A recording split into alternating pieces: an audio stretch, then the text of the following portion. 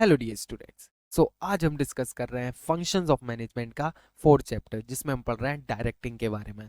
And directing बहुत simple chapter होने के साथ साथ आपका एग्जाम पॉइंट ऑफ व्यू से इंपॉर्टेंट चैप्टर है, क्योंकि इस चैप्टर से आना है 6 to 7 मार्क्स का, जो बहुत ज़्यादा नंबर होते हैं। इसके जो पीडीएफ नोट्स हैं वो आपको मिल जाएंगे डिस्क्रिप्शन में, लिंक प्रोवाइड की गई है, वहाँ पे आप क्लिक करोगे तो व्हाट्सएप ग्रुप ज्वाइन कर लेना। वहाँ से आपको क्या मिल जाएगा, ये पीडीएफ नोट मिल जाएंगे, है ना। शॉर्ट नोट जिसको हम ब्रह्मास्त्र बोलते हैं। और वीडियो को अभी तक लाइक किया और सब्सक्राइब चैनल को नहीं किया तो उसको वो भी कर देना, अपने फ्रेंड के साथ शेयर कर देना। बिना किसी देरी के करते हैं हमारे इस डायरेक्टिंग चैप्टर को स्टार्ट। So let's start.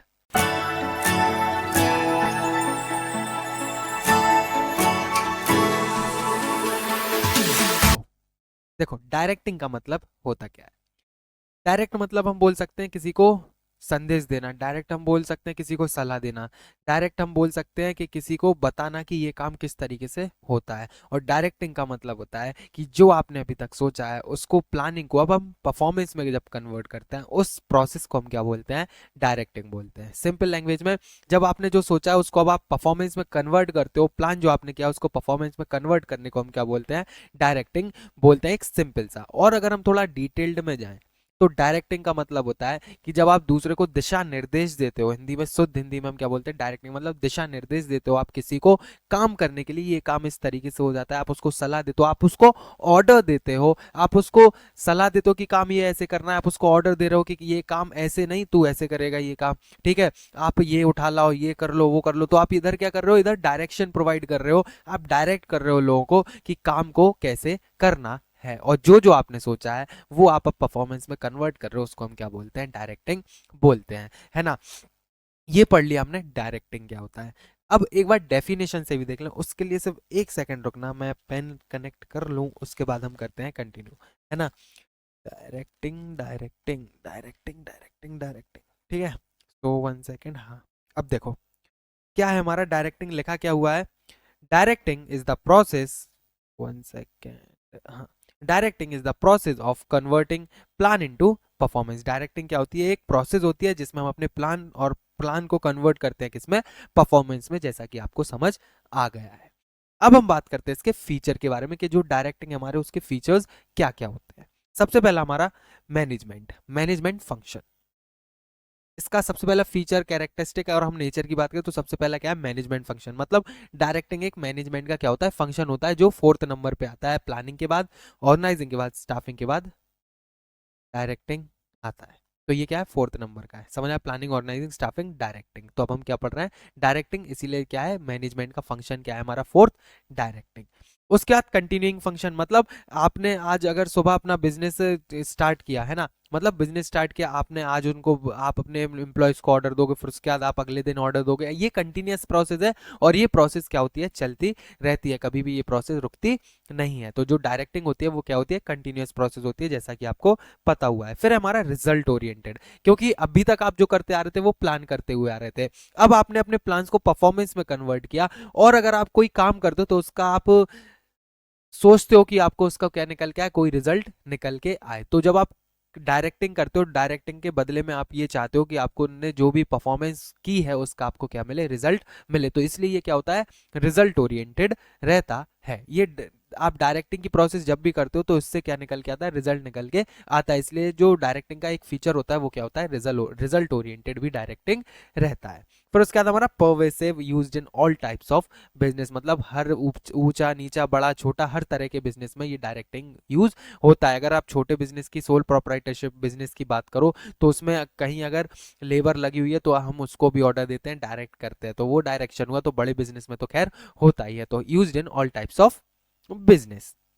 फिर है हमारा लिंकिंग फंक्शन। ये लिंकिंग फंक्शन का काम करता है। अब लिंकिंग फंक्शन का काम कैसे करता है, मान लो प्लान किया, प्लानिंग से लेके कंट्रोलिंग के बीच में, प्लानिंग, ऑर्गेनाइजिंग, स्टाफिंग हुआ, इधर इधर क्या है, कंट्रोलिंग हुआ। तो इधर ये एक लिंक का काम करता है, किसमें, प्लानिंग और कंट्रोलिंग के बीच में। जितने भी मैनेजमेंट के फंक्शन है, मैनेजमेंट के फंक्शन में एक लिंक का काम कौन करता है, डायरेक्टिंग काम करता है। क्योंकि प्लान कर लिया आपने, ऑर्गेनाइज कर लिया, स्टाफिंग भी कर ली, लेकिन जब तक लोगों को डायरेक्ट नहीं करोगे काम करने के लिए कि काम को कैसे करना है, तब तक काम पूरा नहीं होगा। और जब तक काम पूरा नहीं होगा तो आपका मैनेजमेंट पूरा कंप्लीट कहाँ से होगा, है ना। आप अपने गोल को भी अचीव नहीं कर पाओगे और पूरी की पूरी प्रोसेस धरी की धरी रह जाएगी, है ना। इसलिए डायरेक्टिंग एक लिंकिंग फंक्शन का काम करता है, जो फंक्शन ऑफ मैनेजमेंट है उनके सारे फंक्शंस को जोड़ के रखता है। फिर है हमारा humour human factor. Human factor मतलब लोगों से रिलेटेड ये फैक्टर होता है, लोगों को ही आप ऑर्डर देते हो तो ये इधर ह्यूमन क्या होते हैं, इंक्लूडेड होते हैं, इसलिए ये क्या होता है, एक ह्यूमन फैक्टर होता है। इसका एक फीचर है ह्यूमन फैक्टर। कौन कौन से पढ़े अभी तक हमने पढ़े मैनेजमेंट फंक्शन होता है सबसे पहला, कंटिन्यूअस होता है, कंटिन्यूइंग फंक्शन मतलब ये हमेशा चलता हुआ रहता है। फिर होता है रिजल्ट ओरिएंटेड, मतलब इसमें हम रिजल्ट पाने की कोशिश करते हैं, क्योंकि डायरेक्टिंग से हमेशा हमें परफॉर्मेंस निकल के आती है और उससे रिजल्ट मिलता है। रिजल्ट ओरिएंटेड के बाद हमारा क्या होता है, पर्वेसिव होता है, used in all types of business, और एक लिंकिंग फंक्शन का भी काम करता है। लिंकिंग फंक्शन के साथ साथ और ये क्या होता है, ह्यूमन को भी इंक्लूड, ह्यूमन फैक्टर को भी इंक्लूड इधर करता है। तो ये क्या थे हमारे नेचर, फीचर या कैरेक्टरिस्टिक्स ऑफ डायरेक्टिंग। अब हम पढ़ते हैं हमारा इंपॉर्टेंस। क्या पढ़ते हैं, इंपॉर्टेंस। तो सबसे पहला क्या है हमारा, इनिशिएट एक्शन, मतलब प्लान जो अभी तक हमने किया है उसको, प्लान को एक्शन में लाने का टाइम आता है, और इसलिए हमारे लिए डायरेक्ट इंपॉर्टेंट है, क्योंकि जो जो हमने अभी तक सोचा है वो प्लानिंग के हिसाब से अब हम उसको क्या करेंगे, एक्शन में कन्वर्ट करते हैं। तो इनिशिएट एक्शन का मतलब आई होप अच्छे से समझ में आ गया है क्यों हमारे लिए डायरेक्टिंग इधर इंपॉर्टेंट हो जाता है। फिर है हमारा इम्प्रूव एफिशिएंसी। इम्प्रूव एफिशिएंसी का मतलब स्टार्टिंग में ही मैंने बताया था, एफिशिएंसी का मतलब क्या होता है कि कोई भी चीज़ को बिना ज़्यादा वेस्टेज के अच्छा करना, है ना। तो जो डायरेक्टिंग है, डायरेक्ट हमारी एफिशिएंसी को बढ़ाता है, क्योंकि जब हम लोगों को, अगर हम लोगों को उनके ऊपर ही छोड़ देंगे, हाल के जैसे तुम्हें ये काम करना है वो अपने हिसाब से करेंगे तो वो वेस्ट ज़्यादा रिसोर्सेज करते हैं। तो अगर आप उनको डायरेक्ट करोगे, बताओगे कि ये काम ऐसे नहीं करना है, या उनको ऑर्डर दोगे, तो जो हमारा काम है वो और एफिशिएंसी से होगा और कम वेस्टेज के साथ होगा। इसीलिए जो डायरेक्टिंग होता है वो हमें क्या करता है, हमारी एफिशिएंसी को और इम्प्रूव करता है। फिर है हमारा इंश्योर्स कोऑर्डिनेशन। इंश्योर्स कोऑर्डिनेशन का मतलब क्या होता है, ये सब लोगों को साथ में लेके चलता है। जब आप लोगों को ऑर्डर देते हो तो लोग आपके साथ काम करते हैं और आपके हिसाब से काम करते हैं, कोऑर्डिनेशन में चलते हैं। फैसिलिटेट्स चेंज, और इससे क्या है, जब आप किसी को ऑर्डर दोगे तो इधर क्या होता है, चेंजेस होते रहते हैं। डायरेक्टिंग की वजह से लोगों में भी चेंज आता है और काम में भी चेंज आता है। जब आप, वो होता है ना, लेबर के सर पे खड़े रहो तो काम अच्छा करेंगे, और जैसे ही आप हटे तो वो काम क्या होने लगता है, स्लोली स्लोली होने लगता है। तो यही क्या है, फैसिलिटेट्स चेंज का एक बेस्ट एग्जाम्पल है कि जो डायरेक्टिंग है उसमें उससे चेंजेस तो आते ही हैं। फिर है हमारा हेल्प इन ग्रोथ। हमारे बिजनेस को ग्रोथ करने में क्या करता है, डायरेक्टिंग हेल्प करता है। तो आई होप इंपॉर्टेंस जो थे हमारे लिए, डायरेक्टिंग क्यों जरूरी है, क्या उसकी नीड्स है, नीड्स, इंपॉर्टेंस, एडवांटेजेस, तो आई होप अच्छे से समझ में आ गया होगा कि हमारे डायरेक्टिंग हमारे लिए कितना इंपॉर्टेंट होता है ना। फिर हमारे एलिमेंट्स। जो डायरेक्टिंग प्रोसेस होती है वो 4 एलिमेंट से बनी हुई होती है। डायरेक्टिंग प्रोसेस अकम्प्लिश होती है, कंप्लीट होती है इन 4 एलिमेंट से। वो 4 एलिमेंट कौन से, जब तक आप ये 4 एलिमेंट परफॉर्म नहीं करोगे तो क्या नहीं होती है, वो डायरेक्टिंग हम उसको नहीं बोलते। 4 में से एक एलिमेंट तो आप परफॉर्म करते हो किसमें, डायरेक्टिंग में। कैसा, supervision, motivation, leadership and communication. 4, supervision, motivation, leadership and communication. Learn कर लो, supervision, motivation, leadership, communication. Supervision, leadership, motivation, communication. Supervision, motivation, leadership, communication. हो गए चारों क्या, supervision, motivation, leadership and communication. चारों पॉइंट्स अच्छे से लर्न हो गए। ये 4 एलिमेंट होते हैं डायरेक्टिंग के। इन्हीं 4 एलिमेंट को अभी हमें आगे चल के क्या करना है, पूरे चैप्टर में पढ़ना है। ठीक है, तो सबसे पहले हम डिस्कस कर लेते हैं हमारा सुपरविजन के बारे में कि सुपरविजन क्या होता है ना। फिर सुपरविजन के बाद मोटिवेशन, मोटिवेशन के बाद लीडरशिप, लीडरशिप के बाद कम्युनिकेशन, हम सब कुछ पढ़ने वाले हैं। तो सबसे पहले हम बात करते हैं हमारा सुपरविजन के बारे में कि सुपरविजन क्या होता है।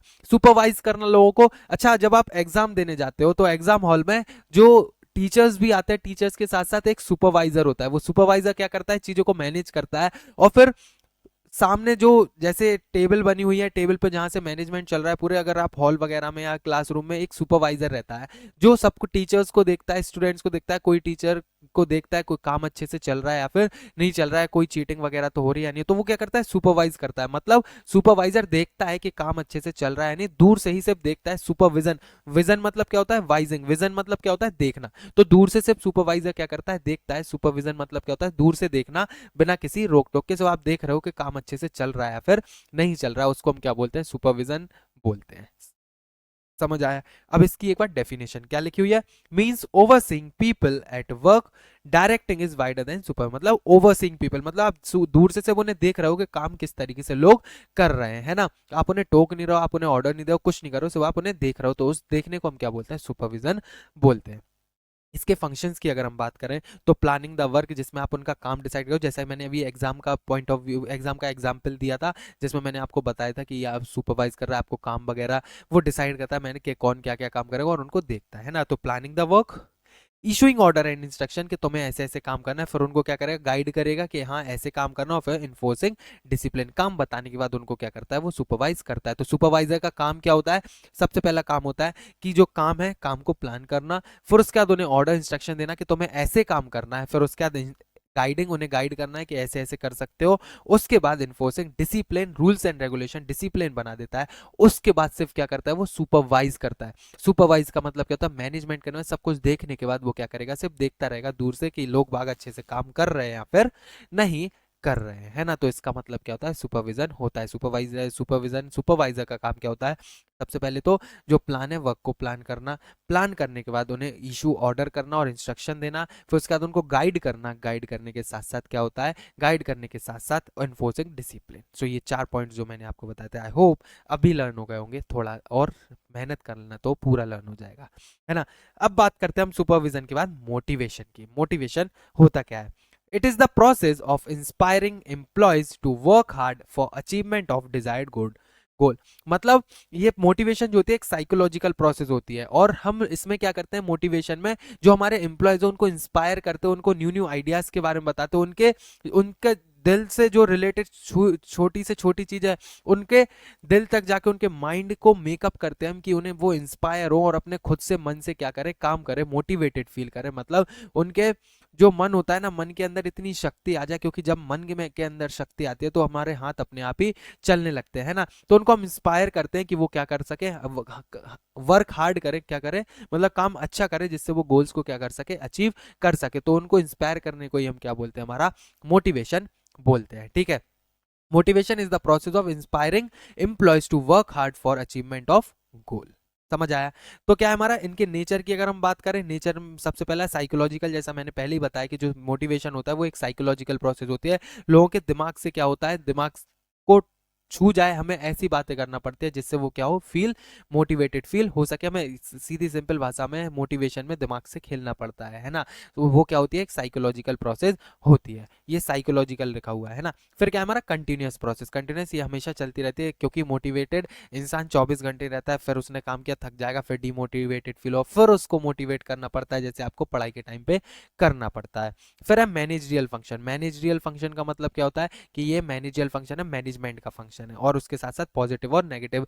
मोटिवेशन पॉजिटिव भी होता है और नेगेटिव भी होता है ना। अच्छा मोटिवेशन पॉजिटिव, नेगेटिव मतलब अगर आप डिमोटिवेटेड फील करते हो तो उसको हम क्या बोलते हैं, नेगेटिव मोटिवेशन बोलते हैं, है ना। अच्छी चीज के लिए पॉजिटिव, बुरी चीज के लिए नेगेटिव।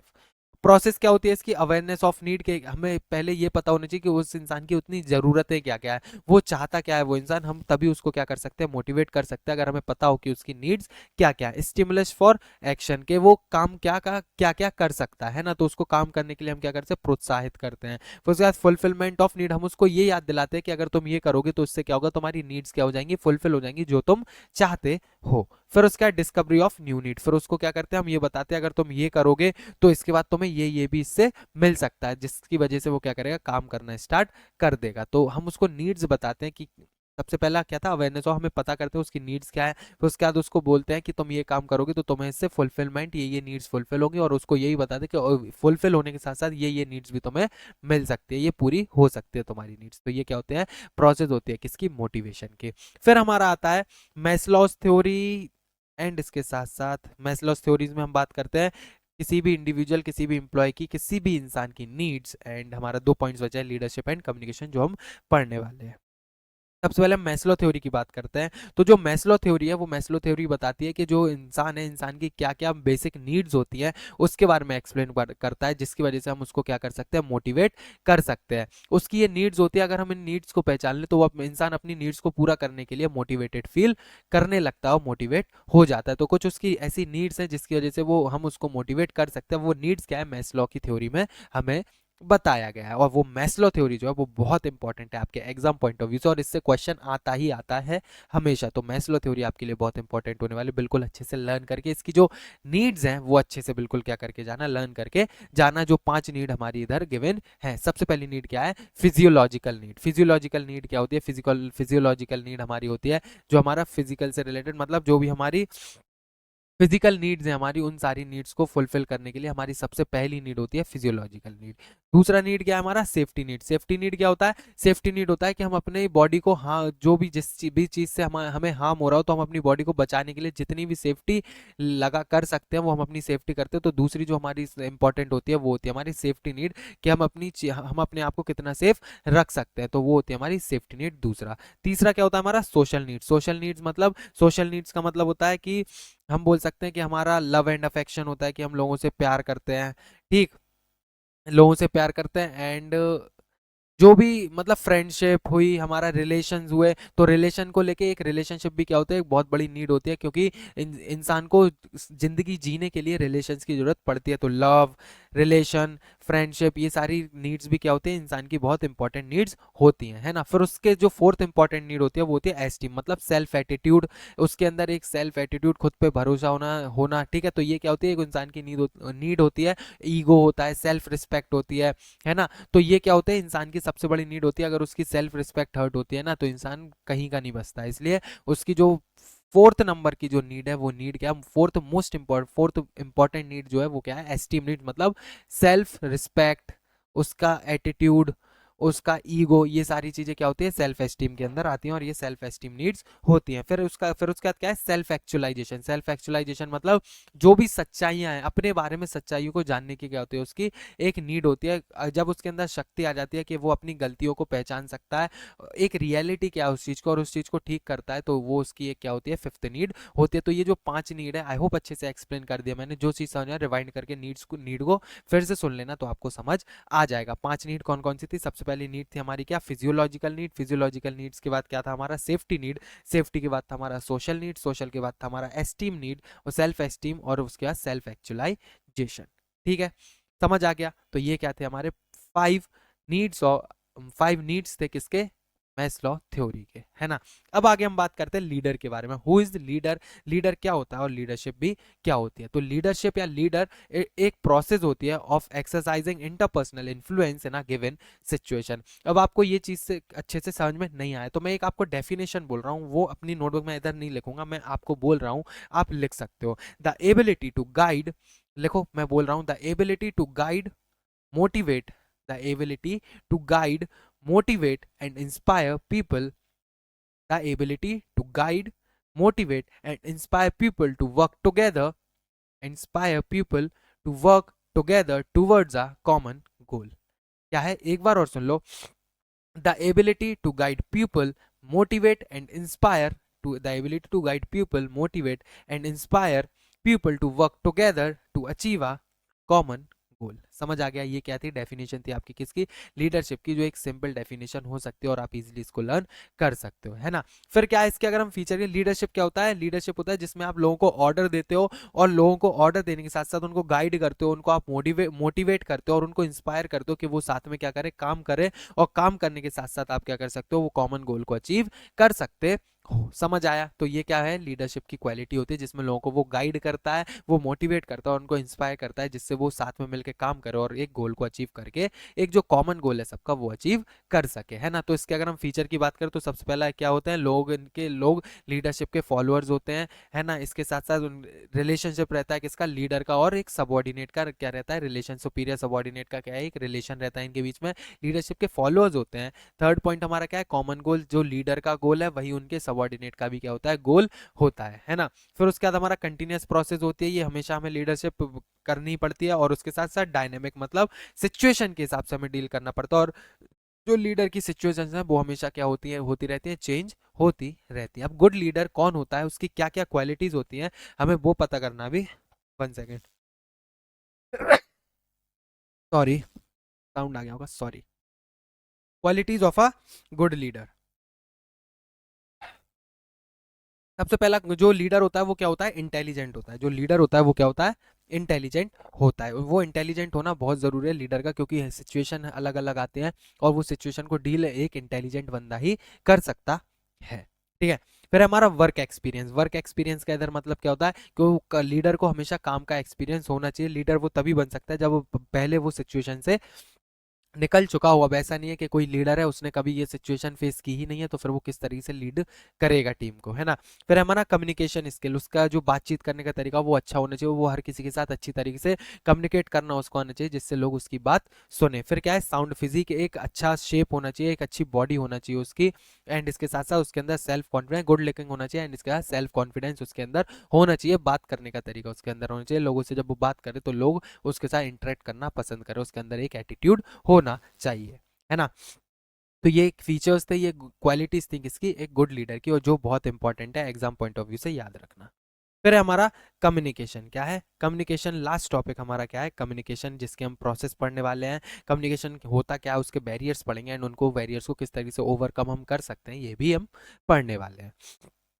तो सबसे पहले लिखा हुआ है communication, exchange of fact, ideas, opinion between two और मोर पर्सन। कम्युनिकेशन एक प्रोसेस होती है, ठीक है, जिसमें हम क्या करते हैं, अपने फैक्ट्स को एक्सचेंज करते हैं, हम अपने आइडियाज को एक्सचेंज करते हैं with from one person to another person. जो आप सोच रहे हो आप किसी दूसरे तक क्या कर रहे हो, आइडिया को दे रहे हो, एक्सचेंज कर रहे हो, अपने बिलीव्स, थॉट्स को, फैक्ट्स को चेंज एक्सचेंज कर रहे हो, तो उसको हम क्या बोलते हैं, कम्युनिकेशन करते हैं। एक दूसरे से बात करने को हम क्या बोलते हैं, कम्युनिकेशन बोलते हैं। इसकी प्रोसेस क्या होती है, अगर हम प्रोसेस की इधर बात करें तो सबसे पहले सेंडर क्या करता है, मैसेज, एक हमें सेंडर होना बहुत जरूरी है।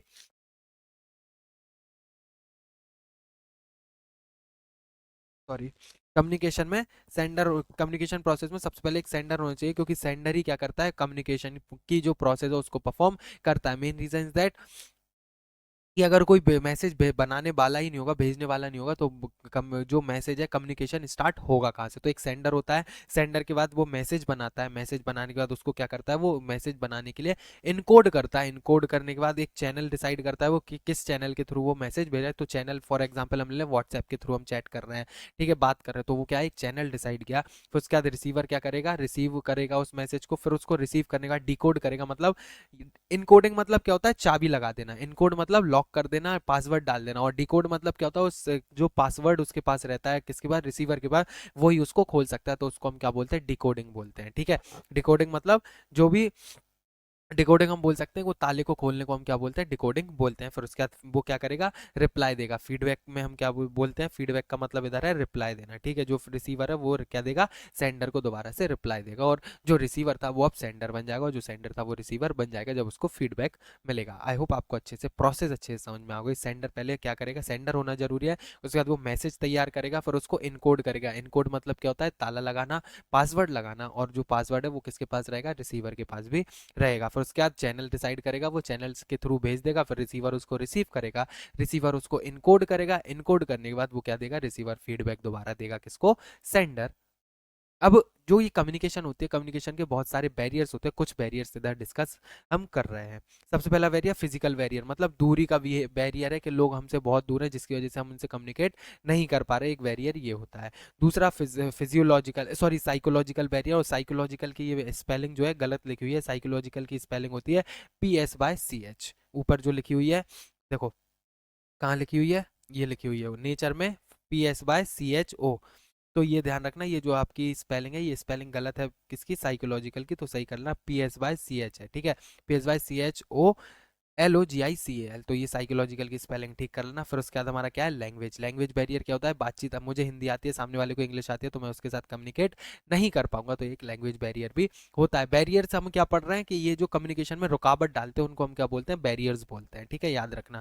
फिर हमारा स्टेटस बैरियर। स्टेटस बैरियर मतलब हमारा ओहदा ऊंचा है, अगर मैं क्या हूँ, IAS तो ज़्यादा हो जाएगा, अगर मैं कंपनी सेक्रेटरी हूँ, अगर मैं सी चलो मैं CA हूँ, ठीक है, और मैं CA हूँ, और मुझसे कोई भी एक एम्प्लॉय है जो किसी कंपनी में काम करता है, 10-15 हज़ार उसकी सैलरी है, तो मैं, मेरा स्टेटस उससे बहुत ऊंचा हो, वो छोटा है, तो उससे मैं क्या नहीं करूंगा, बात करने में मुझे शर्म आएगी। तो ये क्या है, स्टेटस की वजह से भी हम किसी से बात नहीं कर पाते हैं। और ओरिजिनल मतलब ओरिजिनल बिहेवियर, मतलब उसका ओरिजिनलिटी में भी वो क्या बातचीत नहीं कर पा रहा है, अगर वो मतलब बात करना ही नहीं चाहता है ना, उसको हम क्या बोलते हैं, ओरिजिनल बोलते हैं।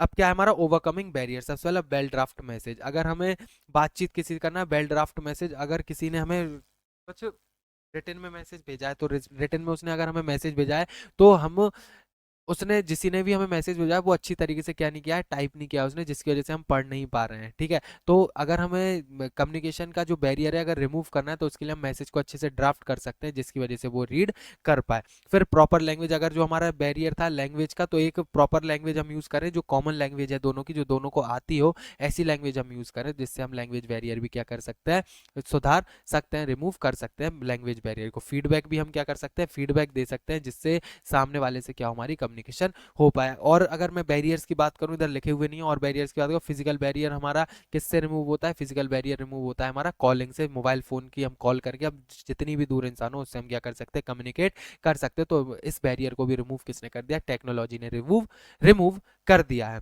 फिर साइकोलॉजिकल बैरियर, साइकोलॉजिकल बैरियर मैंने आपको समझाया नहीं शायद, है ना। साइकोलॉजिकल बैरियर मैंने आपको समझाया, साइकोलॉजिकल बैरियर होता है सोच, सोच के ऊपर डिपेंड होता है, आपकी कोई और सोच है, उसकी कोई और सोच है ना। आप सोचते हो, जैसे मान लो लड़कियों को पढ़ाना बहुत अच्छी बात होती है, लेकिन वो सामने वाला सोचता है कि लड़कियों को पढ़ाना अच्छी बात नहीं होती है। ठीक है, तो इनमें सोच में क्या है, दोनों की फर्क है, तो ये क्या होता है, साइकोलॉजिकल बैरियर होता है, सोच सोच में फर्क होने की वजह से आपके बीच में कम्युनिकेशन नहीं हो पाती है। तो मैंने ये भी आपको समझा दिया है ना। स्टेटस का मैंने बता ही दिया है कि अपने सबको अपने बराबर मानोगे तो ये स्टेटस बैरियर भी वो है, वो भी रिमूव हो जाएगा। तो ये क्या थे हमारे कम्युनिकेशन के बैरियर से। आई होप वीडियो आपको पसंद आई होगी, फ्रेंड के साथ शेयर कर देना, और नोट्स के लिए मैंने बताई डिस्क्रिप्शन में लिंक दिया है व्हाट्सएप की, तो वहां से आप लेके उसको व्हाट्सएप ग्रुप में जाके क्या कर ज्वाइन करके आप पीडीएफ नोट्स ले सकते हो। और वीडियो को लाइक करना मत भूलना, फ्रेंड के साथ शेयर कर देना। So kindly please like the video and for more subscribe to our channel and press the bell icon for upcoming videos and also join our Facebook channel, Instagram channel and also join our WhatsApp group. So myself Surat Sahu and I'm signing off today's session. So kindly stay tuned, study well, bye bye.